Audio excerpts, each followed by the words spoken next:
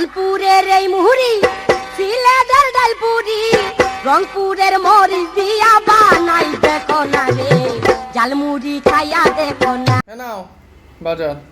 বাজার তো আনলে এত দেরি? আরে টাকাটা খুচরো করালাম, রাস্তায় এত ভিড়, তো তুমি কাটাকাটি শুরু করে দিয়েছো? হ্যাঁ দেখলাম যদি মাছ শোনা টমেটোটা ছিল, কাটাকাটি শুরু করেছি, খুব খিদা লাগছে। হ্যাঁ খিদে তো লেগেছে, তো কাটাকাটিটা আমি করছি, তুমি চাটা বসাও যাও। করবে তাহলে? হ্যাঁ আমি কেটে দিচ্ছি। হ্যাঁ? আমি কেটে দিচ্ছি। এখন চাটা বসে। হ্যাঁ চাটা বসাও। হ্যাঁ গো, বলো। বলছি এই ধনেপাতা কটা একটু কুচিয়ে দিয়ে এখানে রেখে দিলাম। হ্যাঁ আমি চাটা বসিয়ে দিলাম। প্রথমে দুধ জল একসাথে দিয়ে দিলাম, তেজপাতা, আদা আর হচ্ছে একটা লবঙ্গ। এরপরে দিয়ে দেব 1-2 চামচ চিনি। যে যেরকম চিনি খাও সেরকমই দেবে।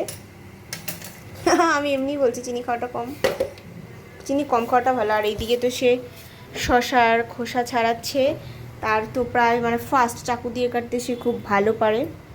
টমেটো, লঙ্কা, পেঁয়াজ, ধনেপাতা কাটা শেষ, এবার খোসাটা ছাড়াচ্ছে, শশাটা কাটবে। আমি চাটা বসিয়ে দিয়েছি। তো হ্যালো সবাইকে, সবাই কেমন আছো? আশা করি সবাই সুস্থ আছো, ভালো আছো। আমরাও ভালো আছি।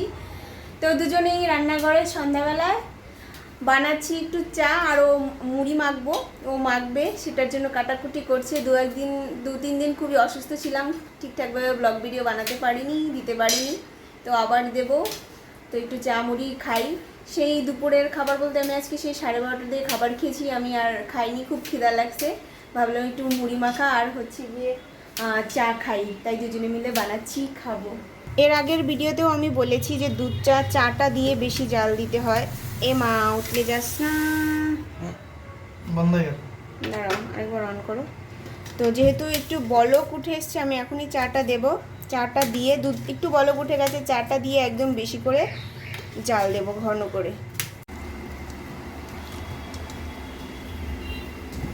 তো এখন মুড়ি মাখতেছি, মুড়িটা মাইখা, চা তো চুলার উপরে আছে, বসে থাকুক, কারণ মুড়িটা মাইখা তারপরে আর কি চাটা ঢালবো, না হলে ঠান্ডা হয়ে যাবে। মুড়িটা বেশ ভালো করে মাখা একদম। মুড়িটা ভালো অংশ, একদম মানে দেশি টাইপের মুড়ি আছে, লাল লাল, ওই রকম, পামছে নয়। মুড়িটা ভালো, মানে একটু টেস্টি।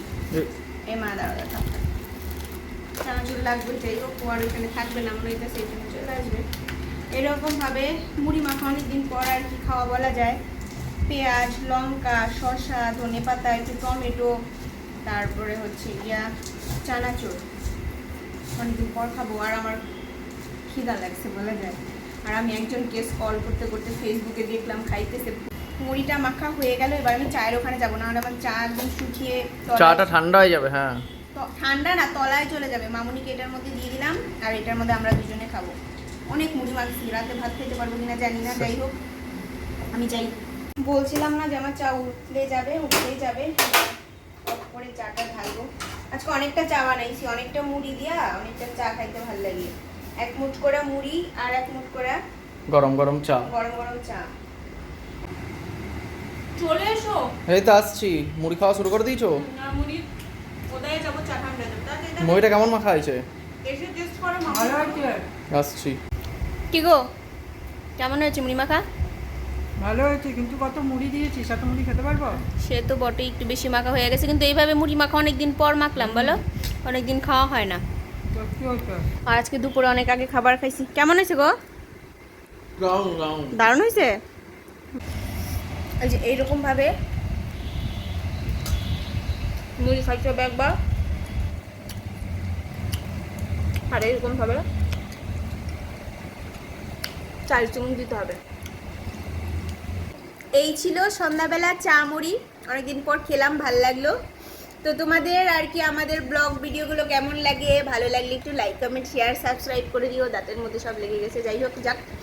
তো ভালোই সন্ধ্যাবেলাতে কাটালাম, এই ভদ্রলোক, এই যে ম্যাডাম আর আমি, 3 জন মিলে। তো এই ব্লগ ভিডিওটা এখানেই শেষ করব। সবাই ভালো থেকো, সুস্থ থেকো।